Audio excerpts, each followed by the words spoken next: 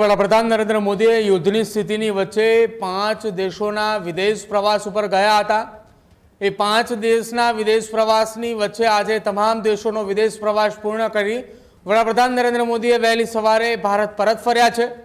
આજે સાંજે તેમને તમામ જે કેબિનેટ મંત્રી અને રાજ્ય કક્ષાના મંત્રી એટલે કે મોદી મંત્રીમંડળની અંદર સામેલ તમામ મંત્રીઓની એક તેમને બેઠક બોલાવી છે।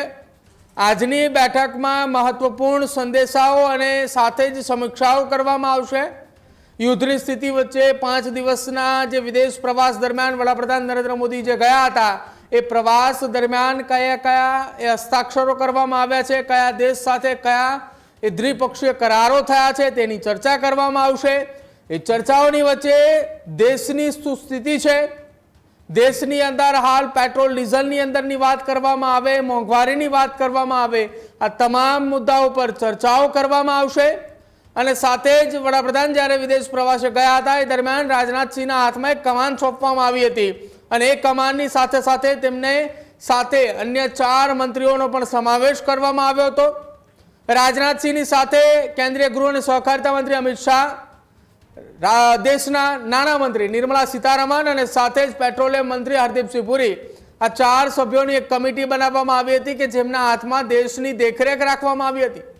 જો કે રાજનાથસિંહ અને સાથે જ હરદીપસિંહ પુરી દ્વારા સતત જ્યારથી વડાપ્રધાન નરેન્દ્ર મોદીએ વિદેશ પ્રવાસે ગયા છે ત્યારથી જ પેટ્રોલ અને ડીઝલની જે અછતની અફવાઓ જે ચર્ચાઈ રહી હતી એ અફવાઓ ઉપર ધ્યાન ન દોરવા માટે પણ ચિંતા વ્યક્ત કરી હતી। લોકોની વચ્ચે રહીને સતત તેઓ સૂચન પણ કરતા આવ્યા છે। હાલ પણ એલપીજી સાથે જ પેટ્રોલ, ડીઝલ અને સીએનજી સહિતની જે ઉત્પાદનો જે અત્યારે જેટલો બને તેટલો ઉત્પાદન ઘરેલું એ થઈ રહ્યા છે, પરંતુ ક્રૂડ ઓઇલ જે બહારથી લાવવામાં આવી રહ્યું છે એ જે આપણે સ્ટ્રેટ ઓફ હોર્મુઝમાંથી પસાર થયેલા જે આપણા જહાજો આવી રહ્યા છે એની સિવાય અન્ય દેશો પાસેથી પણ આપણે આપણી માંગ જે છે તે સંતોષી રહ્યા છીએ અને માંગ સંતોષવાની સાથે સાથે દેશની અંદર એ જરૂરી પુરવઠાનો સ્ટોક પણ થઈ રહ્યો છે।